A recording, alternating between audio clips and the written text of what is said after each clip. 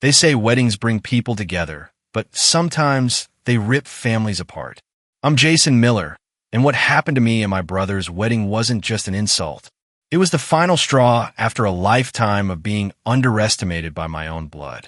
You see, I wasn't just a guest at this wedding. I was the CEO of a tech firm whose software was powering a $30 million transformation for the bride's family's company. But apparently, none of that mattered when it came time to make the seating chart. I was seated in the kitchen, not near it, not in the back corner of the reception. I mean literally in the kitchen, next to the dish racks and behind swinging doors, as servers brushed past me like I didn't even exist. No name card, no explanation, no mistake. Just a quiet signal from my family and their new in-laws. You don't belong here. And in that moment, sitting there next to my partner, humiliated, I realized something. They hadn't just disrespected me. They disrespected what I'd built, what I'd sacrificed, and who I had become.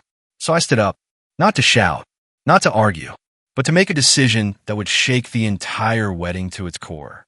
A decision that would erase a $30 million contract with a single phone call.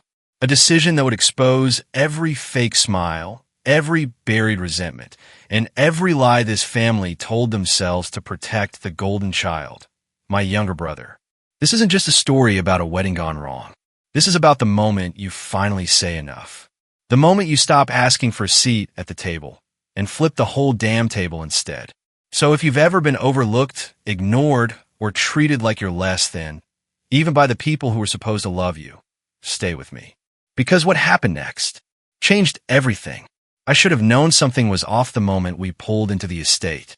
The Whitmore property in Napa wasn't just large. It was calculated, manicured to perfection, as if every leaf had been told exactly where to fall.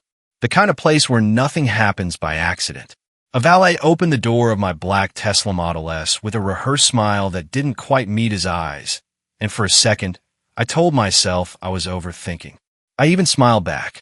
Marcus stepped out on the passenger side, adjusted his tie, and looked around. This place screams old money, he muttered, not unkindly. Think they'll let me eat before the vows? I chuckled, more out of nerves than amusement. If they're feeling generous. We were early, deliberately so. I planned it that way, wanted to greet my brother before the crowd thickened, maybe even share a genuine moment before he got swept up in the circus. I hadn't seen Derek in a few months, not since we signed the Whitmore deal. And even then, it was brief, a handshake and a half-hearted congrats over drinks with our parents. The wedding planner, a tall woman with a Bluetooth headset and clipboard, greeted us at the front entrance. She barely looked up as she scanned her list. Name, Jason Miller, +1. She paused. Her manicured finger scrolled down the tablet. Yes, okay. You'll be at table K. She didn't explain where that was. Just gestured vaguely toward the side of the house and handed us 2 folded cards with our names printed in dull gray font. Marcus gave me a look. Not angry. Not even confused. Just questioning. We walked through the estate's side corridor, past the catering trucks and floral crates. The farther we moved from the main event, the louder the clattering of silverware and hum of industrial refrigerators became. And when the final door opened, there it was, our table. Round, wobbly, draped in a wrinkled white cloth, shoved between 2 steel prep counters in the back kitchen. There was no mistake. This wasn't overflow seating. This was deliberate. I stood there, frozen for a moment, holding that little card like it meant something. Marcus stepped in first, placing his hand on the back of a metal chair. So this is table K, he said, his voice low. A server walked past us balancing a tray of shrimp cocktails, didn't even flinch. I could hear the music faintly from the garden, the string quartet playing some elegant arrangement. Guests laughing, glasses clinking. The kind of wedding you remember for its opulence and Instagram-ready perfection. And I was in the kitchen. That's when I realized this wasn't an oversight. This was a message. My jaw clenched. Every memory, every little dismissal over the years came rushing back. The high school science fair my parents skipped for Derek's lacrosse game. The graduation from Stanford they left early. The first time my company turned a profit and I call home, only to be met with, "That's nice, honey. Guess what? Derek just got promoted to project lead." I wasn't overreacting. I wasn't being sensitive. I was finally seeing it clearly. Jason, Marcus said, carefully, we don't have to stay. I shook my head, but not in disagreement. Indecision. My voice was quiet but certain. No, we're not staying here. Not like this. I took out my phone, opened the encrypted messaging app we used at Quantum Logics for critical directives, typed the words with methodical precision. Initiate termination clause, Whitmore Holdings. Immediate effect. Notify legal. No further contact unless initiated by us. Then I hit send. There was no fanfare, no lightning bolt, just a message delivered. But I felt it like something inside me had finally snapped into place. A boundary drawn not in sand, but in stone. I turned to Marcus. Let's go find the head table. He smiled, slow and proud. Lead the way. And with that, we walked back toward the noise and the glitter and the faces that didn't think I belonged. But this time, I wasn't walking in looking for acceptance. I was walking in to let them know exactly what kind of mistake they'd made. The sound of my shoes on the flagstone pathway felt sharper somehow, like every step was a declaration. I could still hear the faint hum of string music weaving through the laughter and polite applause from the reception tent, but it no longer felt inviting. It felt like a stage, and I was about to walk straight through the middle of it. As Marcus and I stepped back into view, no one noticed us at first, which was perfect. The invisibility they'd offered me at the kitchen table was now my armor. I scanned the tent, eyes moving past linen-draped tables, towering floral arrangements, and a sea of pastel-clad guests sipping from crystal flutes. The head table sat beneath a canopy of white roses, raised slightly above the rest, a stage within a stage. And there he was, Derek, my younger brother, beaming beneath a tailored cream tux, his bride Caroline attached to his side like she'd been stitched there. Her hair was perfect, her smile practiced, her posture a performance of refinement. And Richard Whitmore sat at the center, flanked by investors, board members, and men I recognized from Forbes columns and finance podcasts. They were all deep in conversation, likely some pitch masked as wedding small talk. Every face looked familiar, not from family photo albums, but from press releases. This wasn't a wedding. This was a corporate merger wrapped in a vow. Marcus leaned in as we approached. They're talking numbers. I'd bet on it. I didn't respond. My eyes were locked on my brother. He noticed us a beat before anyone else did. His smile faltered just slightly, enough for me to catch it. The hesitation, the flicker of guilt before the mask went back up. But Caroline saw it too. She turned, her eyes narrowing as they landed on me. Her voice reached us before we were even at the table. Jason, there you are. We were wondering where you'd gotten to. I stopped 2 feet from the table, Marcus at my side, calm as ever. You know exactly where I was seated, Caroline. A hush fell. Not across the whole tent. Not yet. Just the 10 feet around us, the epicenter. Richard glanced up from his conversation, his brow furrowing slightly. A few heads turned. Derek stood awkwardly. Look, he started. It was a mix-up. The planner said something about capacity and late RSVPs. I RSVP'd the day the invite came in, I said. My voice was level, composed. Years of boardroom pitches had taught me the power of calm clarity. And I wasn't seated near the edge of the reception. I was seated in the kitchen, by the trash bins, with a folding chair and no place card. Richard's expression shifted, confusion giving way to concern. Kitchen, he repeated. I thought you should know, I continued, turning slightly to address him more directly, that Quantum Logics has officially terminated its contract with Whitmore Holdings. As of 10 minutes ago, legal documentation is being processed now. For a moment, the only sound was the breeze rustling the tent flaps. Then, you terminated? Richard rose from his seat. Jason, this is a misunderstanding. We just signed that deal. And I just unsigned it, I said. Derek's face flushed. Jesus, Jason, this is our wedding. Exactly. And you made a decision to place your business prospects above your own brother. I've spent my entire life being the backup plan to your spotlight. And I was willing to swallow that again. I showed up here, dressed respectfully, brought my partner, smiled for the family. But when you put me in the kitchen, you didn't just humiliate me. You told everyone here it didn't matter. Caroline scoffed. It was a table assignment. No, I said, it was a message. And I got it. Now the whispers spread. Heads began to turn from other tables. A few phones had come out, subtle but present camera lenses peeking over napkins. I felt Marcus beside me, his quiet strength like a tether, keeping me from floating away on adrenaline. Richard looked to Derek, his voice low but edged. You knew about this? Derek didn't answer right away. Caroline stepped in instead. This isn't the time or place.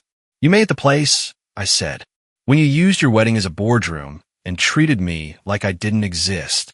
I didn't mean, Derek started, but you did. You always have. I turned back to Richard. If this is how your company handles relationships, by diminishing the people who create your value, then Quantum Logics wants no part of it. You'll find a termination clause fully binding. I didn't wait for permission to walk away. I didn't wait for the fake apologies or rushed explanations. I just turned and walked. And this time, they noticed. The crowd parted as Marcus and I made our way out. No one was clapping. No one raised a glass. Just silence. Thick, uncomfortable, honest. As we reached the path toward the front gate, Marcus looked at me, his eyes soft. You okay? He asked. I nodded. Better than I've felt in years.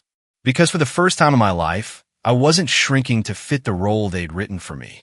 I was rewriting it myself. The valet barely looked up when I handed him the claim ticket. He just gave a curt nod and jogged off toward the vehicle bay, polished shoes crunching faintly over the gravel. Marcus and I stood in silence near the ivy-draped column at the estate's entrance, the buzz of the tent behind us still faintly audible.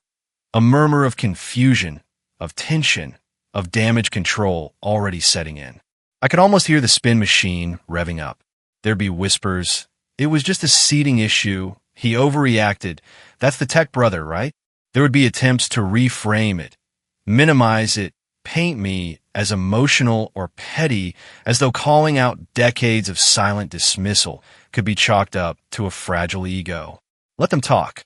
The wind shifted slightly, carrying with it the scent of white roses and roasted lamb. I glanced over at Marcus, who stood with his hands in his pockets, watching me instead of the driveway. His expression wasn't smug or self-congratulatory, just proud, steady. He didn't have to say anything. He never did, really. The Tesla glided into view, silent as a shadow, the valet stepping out and holding the door open like he didn't quite know if he should speak. I gave him a polite nod, slid into the driver's seat, and waited as Marcus circled around to the passenger side.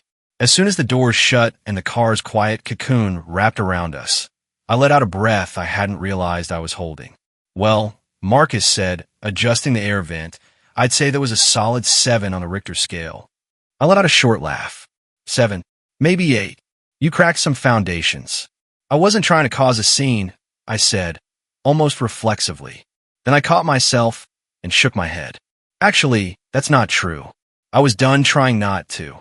Marcus reached over, squeezed my hand briefly, then released it as I turned onto the private road, leading away from the estate.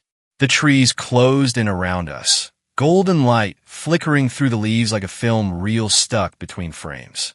And somewhere in that silence, the weight began to lift. It wasn't the contract I mourned. Not really. Sure, $30 million is no small number, even in the world I live in, but Quantum Logics would survive. We had diversified. We had leverage. What I mourned, if anything, was the years.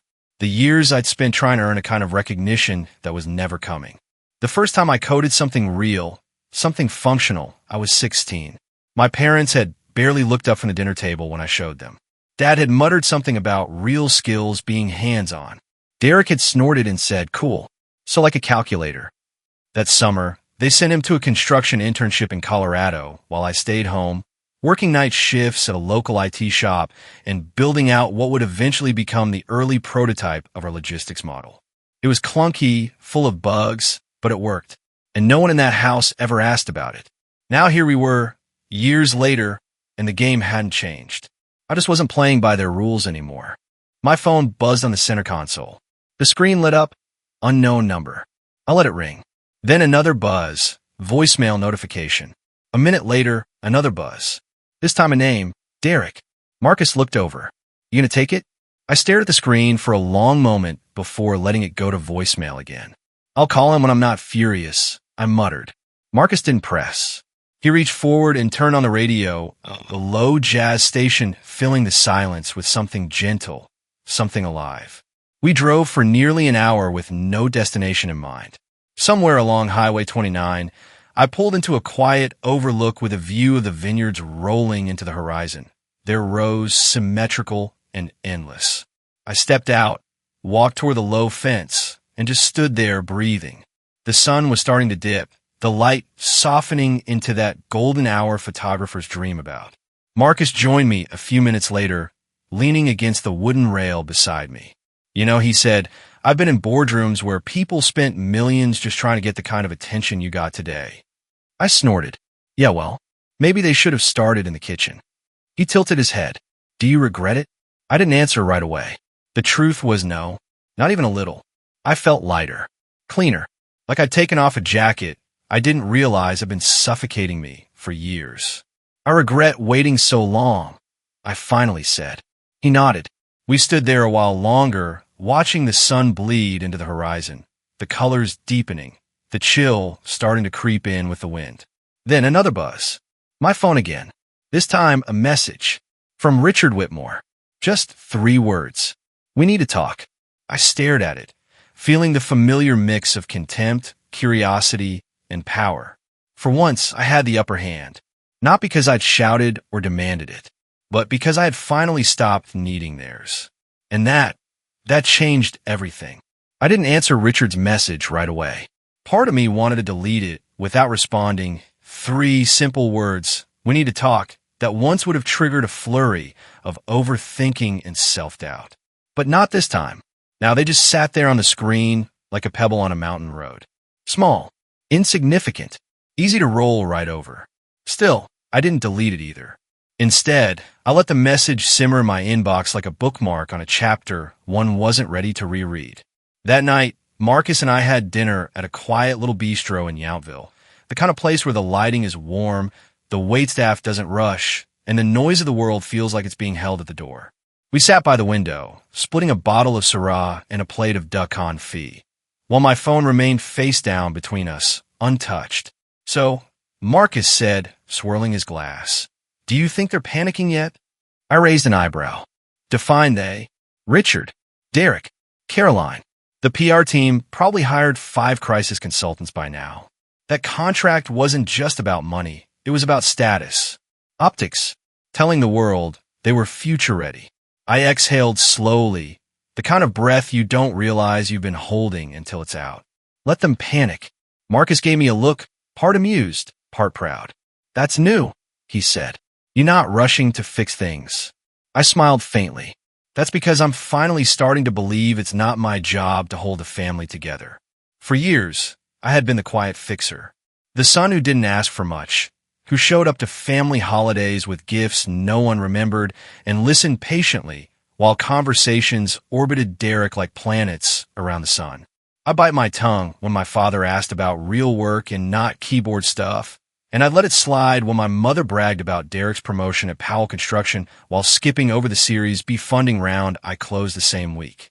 But something about being seated in the kitchen, not metaphorically but physically, had stripped away the last of that tolerance. It wasn't anger that was left behind. It was clarity. When we got back to the house later that night, the porch light casting soft golden beams over the driveway, I finally opened my phone again. There were more messages now. A missed call from Eleanor Trask, Whitmore Holdings Operations Director. A forwarded email from our legal team noting that Whitmore hadn't yet acknowledged the termination clause, but had requested urgent clarification. And one new voicemail from Derek. I sat on the edge of the bed, listening with the kind of detachment I'd once envied in others. Derek's voice came through tight and raw, somewhere between defensive and desperate. Jason, listen, man. I don't know what the hell just happened. 1 minute, we're cutting cake, and the next Caroline's in tears and Dad's threatening to pull his investments from Powell Construction. Richard's pissed. Mom's beside herself. Look, I know it was screwed up. I didn't know she'd put you in the kitchen, I swear. I don't know, man. We need to fix this. Fix this. as if the problem was the fallout, not the foundation. I didn't return the call. Not that night. Not the next morning either. Instead, I scheduled a meeting with my leadership team at Quantum Logics. Monday morning, 9 a.m. sharp. The conference room was already humming when I arrived, Sarah pouring coffee, James tapping away on his iPad, Priya flipping through an analytics report. Gregory, my COO, looked up as I entered and gave a low whistle. So, we're just casually torching $30 million deals now. Laughter rippled around the table, light but tinged with curiosity. I figured we could use a little fresh air, I said, dropping my bag and sliding into the chair at the head of the table. Sarah raised a brow. You want to fill us in? I did. I did it honestly. No dramatic flair. Just the facts. The humiliation, the pattern of dismissal, the decision to walk. I told them about the kitchen table, about the call to legal, about the sudden clarity that hit me like a freight train in a tuxedo tent. When I finished, there was a long silence. Then Gregory leaned forward, folding his hands. I've worked with a lot of founders, he said. Seen a lot of ego-driven meltdowns. This wasn't that. This was leadership. The rest of the team nodded. No one questioned the revenue loss. No one suggested we go crawling back. Instead, Priya slid a folder toward me. Coastal Urban Group called this morning, she said. They heard about what happened. They've been on the fence about switching from Athenix to us. Now they're asking for a meeting. And Gerald Winters from Apex Investments, Sarah added. He sent a LinkedIn message, says he wants to talk international expansion. I leaned back in my chair, letting it all wash over me. Not relief, exactly, but confirmation that when you walk away from the wrong table, the right ones start opening. I hadn't burned a bridge. I'd lit a beacon, and people were finally starting to see it. The thing about moments like this, the kind where your entire past finally collides with your self-worth, is that they don't come with fireworks or applause. There's no definitive high note, no director calling cut. Instead, what comes after is quieter, still intense, still sharp, but filtered through the lens of what comes next. That's where I was now, on the other side of the fallout, not quite in the clear, but no longer buried under the weight of needing to be understood by the people who refused to see me. By Tuesday afternoon, the news had spread far beyond the wedding tent. Some of it, unsurprisingly, had leaked into industry circles. Not the family drama, of course, but the termination of Quantum Logics' $30 million contract with Whitmore Holdings. And in a sector like enterprise logistics, people notice when a tech company walks away from money. Some noticed with curiosity, others noticed with respect, and a few, like Richard Whitmore, noticed with a growing sense of alarm. The second message came later that day, this time from his executive assistant. Polite, professional, unmistakably urgent. Mr. Whitmore would greatly appreciate a brief conversation at your earliest convenience. Strictly off the record. I didn't respond immediately. I let it marinate, the way you let certain wounds air out before deciding whether they need stitches or can heal on their own. That night, Marcus and I sat out on the balcony, the soft rustle of wind moving through the branches below, the distant glow of the city lights on the horizon. I had a glass of whiskey in hand, Glendronach 18, a bottle I'd been saving for the day we closed a major European deal. But tonight, it felt like a toast to something else entirely, reclamation. Marcus was reading, feet propped up on the railing, glasses sliding halfway down his nose.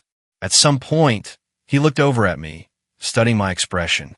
You're thinking about taking the meeting, aren't you? I nodded slowly, not to salvage anything. I just want to hear what he has to say. Marcus closed his book, folded it neatly in his lap. Just make sure you're walking into that meeting with your CEO hat on, not your maybe they'll finally respect me hat. I laughed, not because it was funny, but because he was right, and because I needed someone in my life who wouldn't let me backslide into old patterns. The meeting was set for Thursday morning in San Francisco at Whitmore Holdings' downtown office, a glass tower that looked like it had been built for intimidation, its name etched in silver lettering above a lobby staffed with marble, mahogany, and men in black suits who all seemed to know your net worth before you even introduce yourself. I didn't wear a tie, just a dark navy suit, open-collared shirt, and the kind of confidence you don't buy, borrow, or bluff. Richard greeted me personally at the elevator, extending a hand I shook out of courtesy, not warmth. His office was large and deliberately understated, designed to suggest quiet power. The walls lined with architectural sketches, family photos, and awards that practically hummed with legacy. We didn't sit right away. "I appreciate you coming," he said. "I'm not here to renegotiate," I replied. He gave a tight smile. "Understood." There was a long pause. Then he motioned toward the window, where the skyline spread like a canvas. "You know, when I started Whitmore Holdings, I was laughed out of 3 banks in the same week. My first big project failed. Nearly bankrupted me. I waited. I tell you that," he continued, "because I know what it's like to fight for something no one believes in. And I know what it's like when even your own family doesn't see what you're building." That landed differently. I didn't respond, but I didn't look away either. "I had no idea about the seating arrangement," he said, more firmly now. "Not until it was too late. And when I found out, I was furious. But the damage was already done." I raised an eyebrow. "So, this is an apology?" "It's an acknowledgement," he said, "of how badly that moment was handled, of how you were treated, and of the fact that your response, while inconvenient, was justified." I leaned forward slightly. "What do you want, Richard?" He folded his hands on the desk. "A fresh start. A new contract. Different terms. Full control of the rollout under your direction. Caroline is no longer involved in operations. Derek is being repositioned. Less visibility. And I'll issue a written apology. Not for PR. For you." I sat with that for a while. It wasn't the money that tempted me. It was the shift. The possibility that the table wasn't just being reset, but rebuilt entirely. "I'll consider it," I said, standing. He nodded. "That's all I can ask." Outside, the city buzzed like it always had. Horns honking, deals being made, people moving forward. As I walked back to the car, I realized that maybe this wasn't about winning or vindication. Maybe this was about proving something much quieter and far more lasting. That when you demand respect, not just with words, but with action, the world doesn't always slam the door. Sometimes, it opens one you never expected. I didn't give Richard an answer that day. I left his office with the sort of calm that doesn't come from power, but from having nothing to prove. There was no satisfaction in watching him squirm beneath corporate politeness, no secret joy in the way his jaw tensed when I reminded him that respect can't be retrofitted like one of his overpriced properties. I didn't need a win. I already had one. But still, his offer lingered. On paper, it was a smart move. A restructured contract, better terms, higher margins, autonomy for quantum logics, and most of all, a public apology, one that wouldn't be printed in glossy newsletters or sugar-coated in legalese, but signed, dated, and addressed to me directly. Acknowledging what had happened. Acknowledging me. That part, it stirred something deeper. Not vengeance, not validation, but closure. And yet, I knew better than to make decisions on the heels of old wounds. I needed distance. So I did something I hadn't done in years. I turned off my phone, packed an overnight bag, and drove north without telling anyone. No destination, no schedule, just winding roads, late autumn leaves scattering across the asphalt like broken promises, and the soft hum of acoustic guitar filling the car's cabin like a private soundtrack. The farther I got from the city, the more the noise faded. Not just traffic, but the mental chatter, the strategic calculus, the family ghosts whispering about what I owed them and who I should have been. By dusk, I found myself outside a weathered inn on the Oregon coast, a place I remembered visiting once as a teenager during a family road trip, back when Derek and I still shared jokes in the back seat instead of silence across boardroom tables. The old cedar sign still creaked in the breeze, and the same woman who had served us lemonade 2 decades ago was behind the counter, older now, but no less warm. She didn't recognize me, which felt like a relief. I took a room with a view of the sea and ordered nothing but black coffee and a blanket. For hours, I just sat by the window, watching the tide swell and retreat like it had nowhere else to be. It reminded me of something my therapist once said during a burnout stretch when quantum logics was just beginning to scale. Not every wave is meant to be ridden. Some are just meant to be watched. That night, sleep came easy. The next morning, I checked my phone out of habit and found a single message waiting for me. Not from Richard or Derek, not even from our legal team or Eleanor. It was from my mother. Can we talk? Just 3 words. It hit harder than Richard's message, though it came with no titles, no negotiation attached. No timeline or apology, just a request. A crack in a wall she'd helped build. A chance. I debated for a long time. Not because I didn't want to speak to her, but because I didn't trust what version of her would be on the other end of the call. The mother who wore pearls and bragged about Derek's awards to her book club? Or the quieter woman I remembered from childhood, who once stayed up late helping me color code my science project, even if she forgot to show up at the fair? When I called, she answered on the first ring. Jason, she said, her voice soft, like she'd been rehearsing it all morning. Hi, Mom. A pause. I don't know where to start, she said. Maybe with the truth. I replied, not angry, just tired. Why I was in the kitchen. Why no one said anything. Why it always feels like I'm just a guest in my own family. Her breath caught. I didn't know. I swear, Jason. I didn't know that's where they'd seated you. But you didn't ask either, I said gently. That's the part that hurts the most. Not that it happened, but that you weren't surprised when it did. There was a silence on her end, so long, I thought the line had gone dead. Then a whisper. You're right. I leaned back in the chair, staring out at the ocean. So why now? Because I saw your face, she said. When you stood there, calm, telling them what you'd done. I've never seen you look like that before. Like you weren't asking for a place. You were claiming it.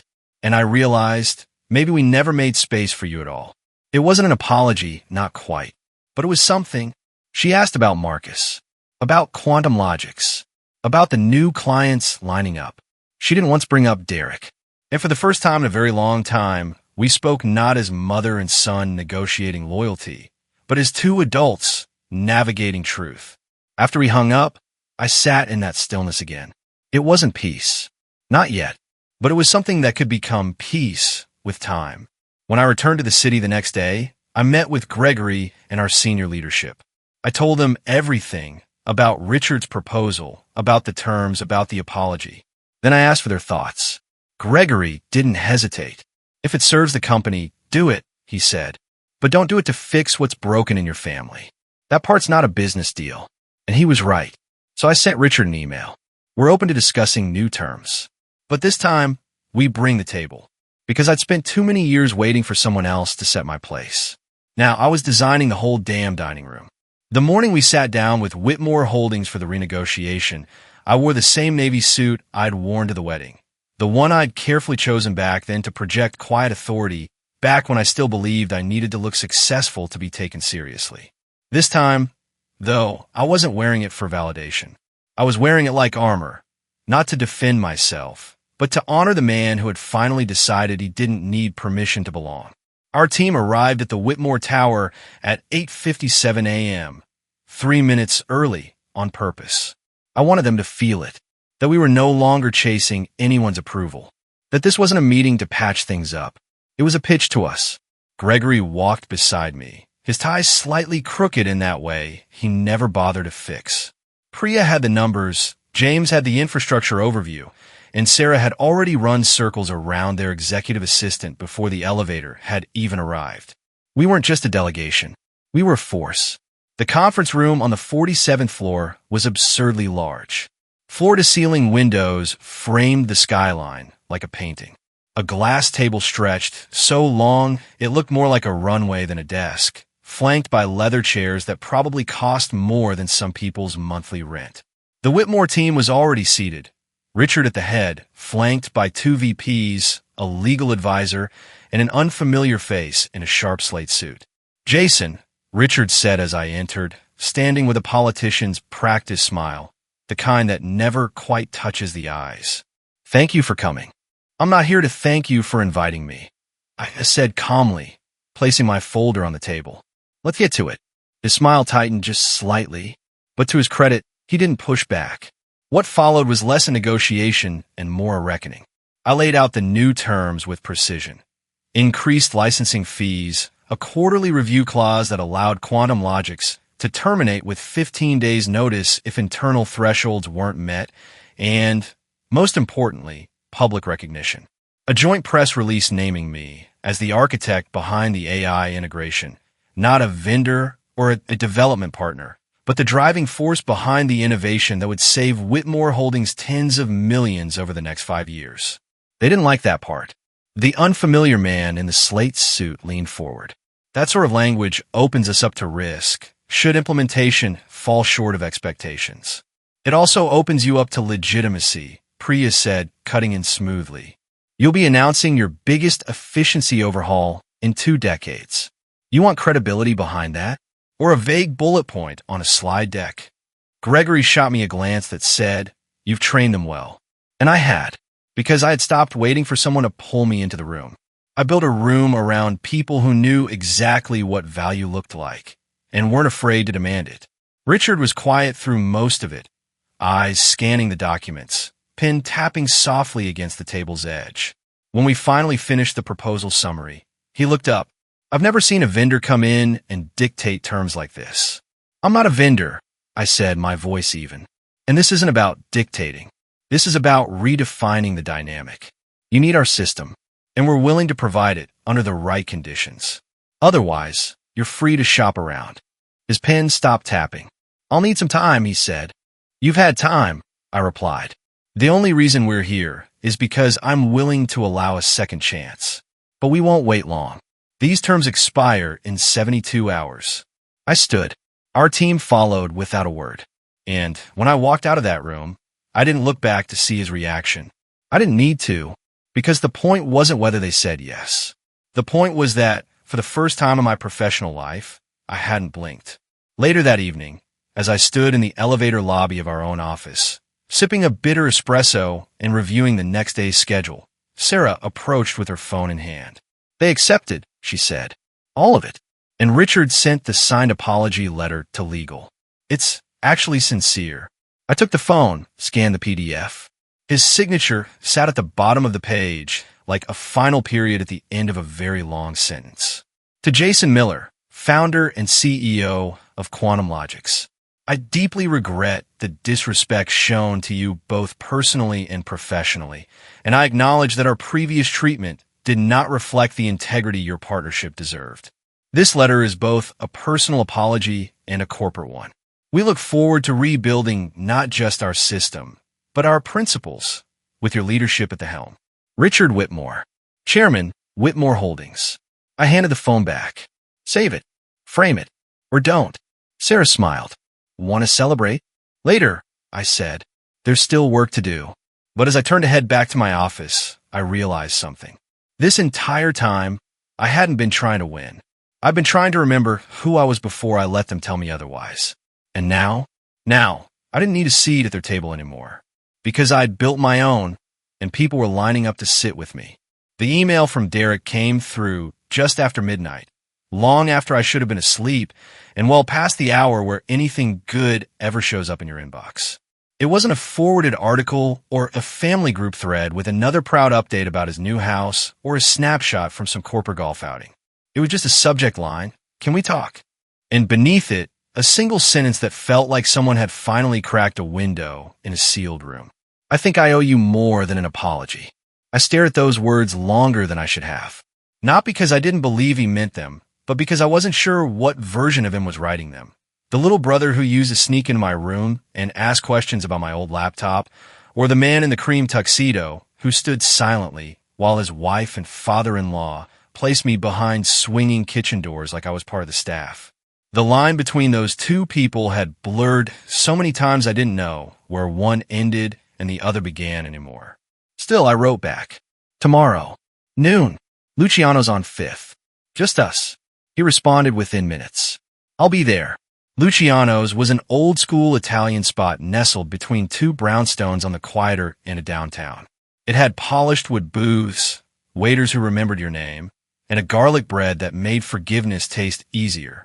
It was where Dad used to take us for birthdays when we were kids, back when life was simpler and the biggest competition between us was who could finish their spaghetti faster.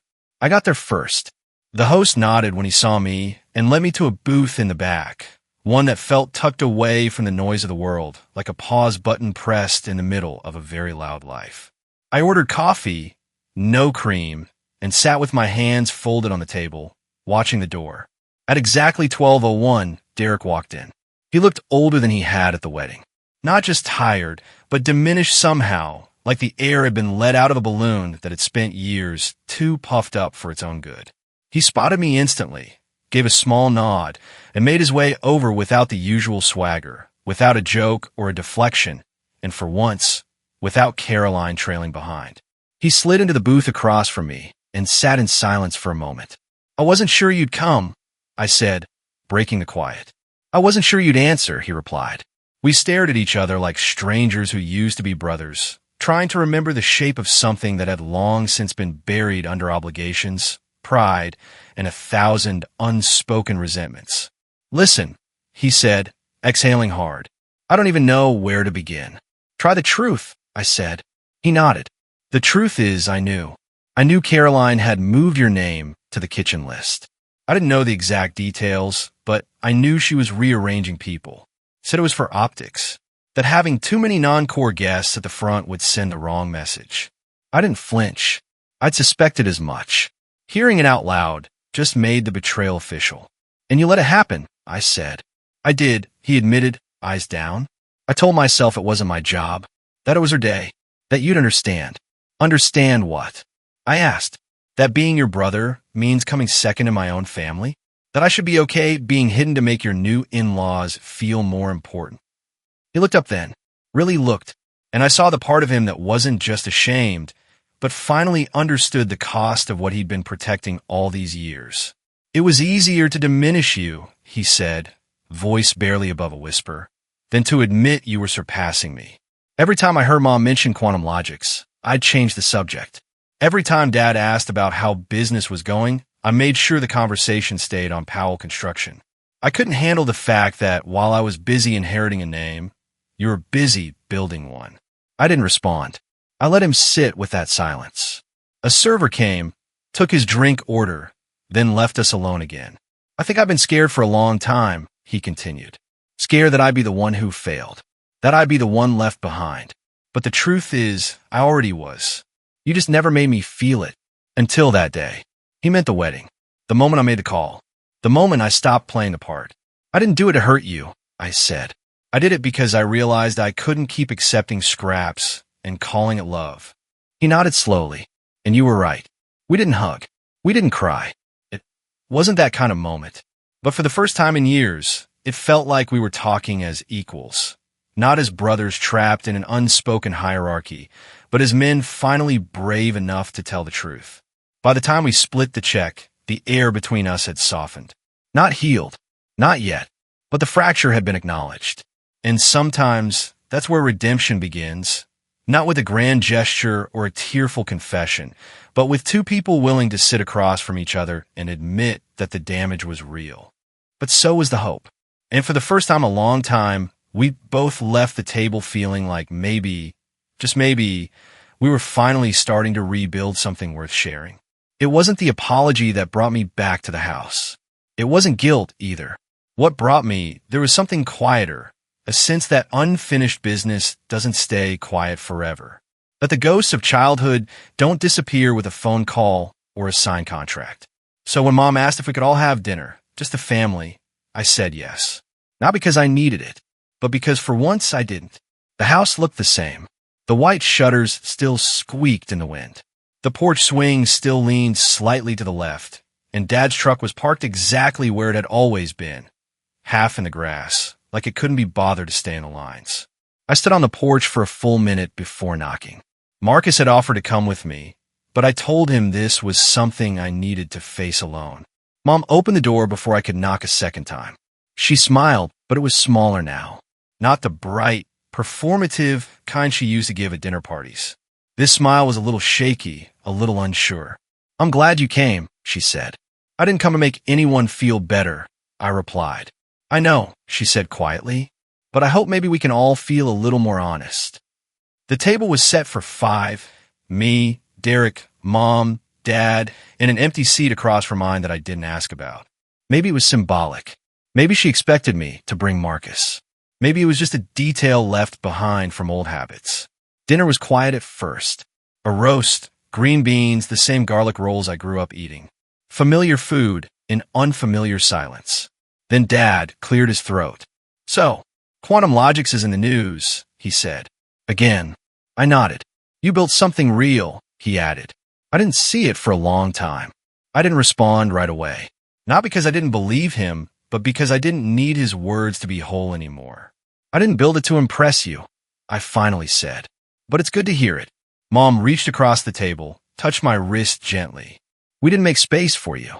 "Not really. I see that now." Derek kept his eyes on his plate, but he was nodding. Dad looked like he wanted to say more. He didn't, and maybe that was for the best.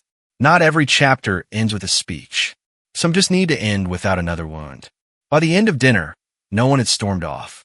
No one raised their voice. And that, in itself, felt like a kind of progress. I left without promises.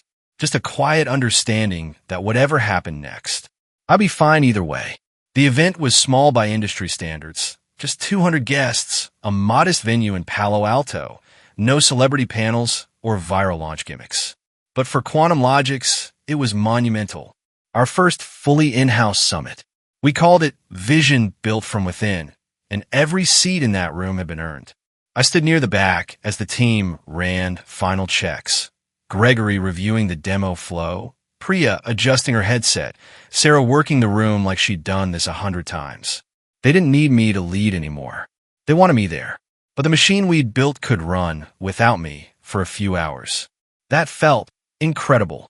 Marcus arrived right before the keynote, his smile as calm as ever. He squeezed my hand before sitting front row, just like he always did, never in the spotlight, but never far from it either. When it was time, I took the stage. I wasn't nervous. Not like I used to be. My voice didn't shake. My hands didn't sweat. I looked out at the crowd. Faces I knew, faces that had bet on us, faces that had seen me even when my own family didn't. "I started this company in a one-bedroom apartment," I said. "I slept on a pull-out couch, ate instant noodles, and spent years chasing rooms I thought I needed to be in. And somewhere along the way, I realized maybe I wasn't chasing a seat. Maybe I was supposed to build the table." The crowd went quiet, listening.